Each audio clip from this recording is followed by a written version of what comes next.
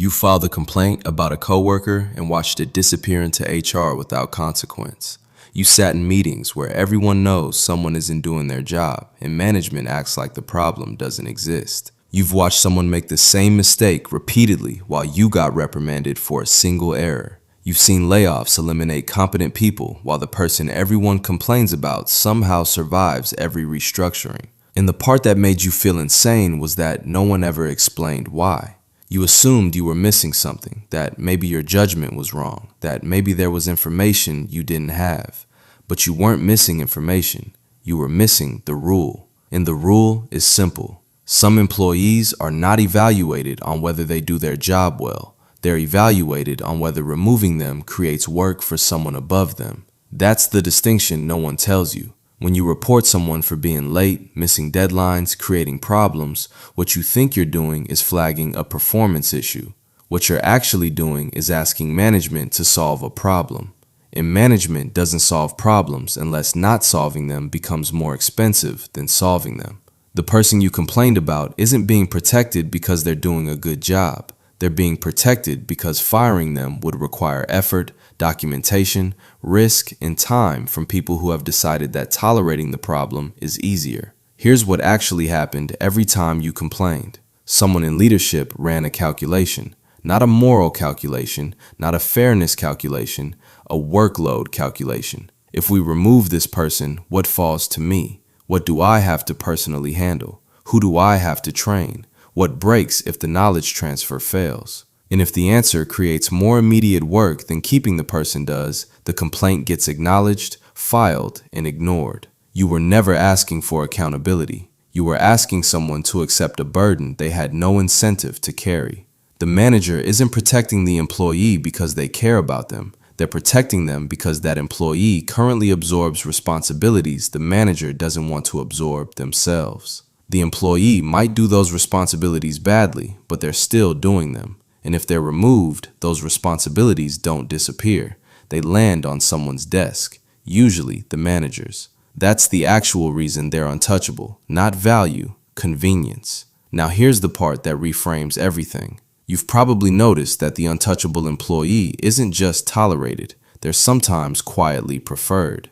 And you've never understood why someone who works harder and performs better gets treated with less patience than someone who barely functions. The reason is this: reliable employees create expectations.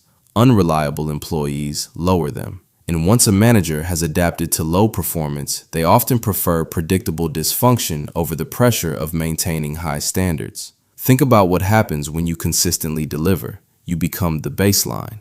You become what management expects from everyone, which means you've created a standard they now have to enforce with others or explain why they're not enforcing it. But the underperformer? They've set the bar so low that anything slightly better feels like improvement. They've trained management to expect less, and expecting less is easier than managing more. This is why you've seen managers get visibly annoyed with competent employees for small mistakes, while giving endless patience to someone who makes those mistakes constantly. It's not favoritism, it's calibration. The competent employee has created an expectation of competence. The underperformer has created an expectation of problems. And violations of expectation trigger stronger reactions than confirmations of expectation. You're being held to the standard you created. They're being held to the standard they created. And their standard is lower because management allowed it to stay lower. Here's what this did to you without you realizing it. At some point, you stopped trying to fix the problem. You started working around it. You took on extra tasks to compensate for what they weren't doing.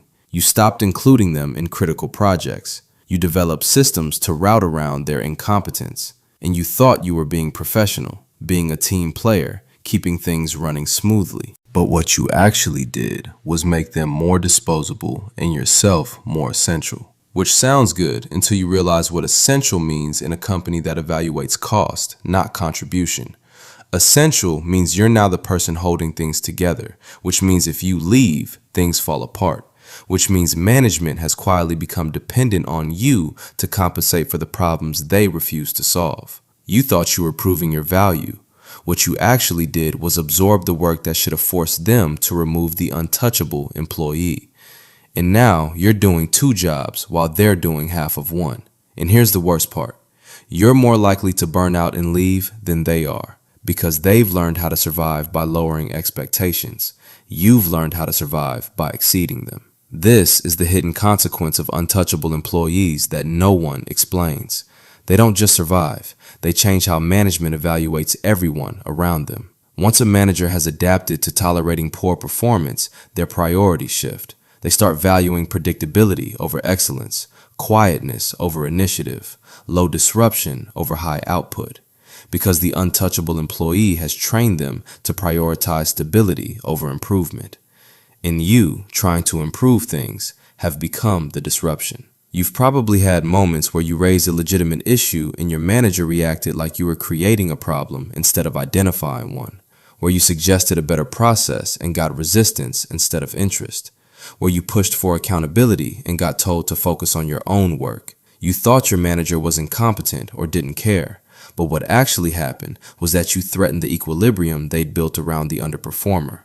You wanted to solve a problem they'd already decided to live with, and solving it would create work they'd successfully avoided by letting you compensate for it instead. Now apply this to why certain people survive layoffs. It's not because they're better.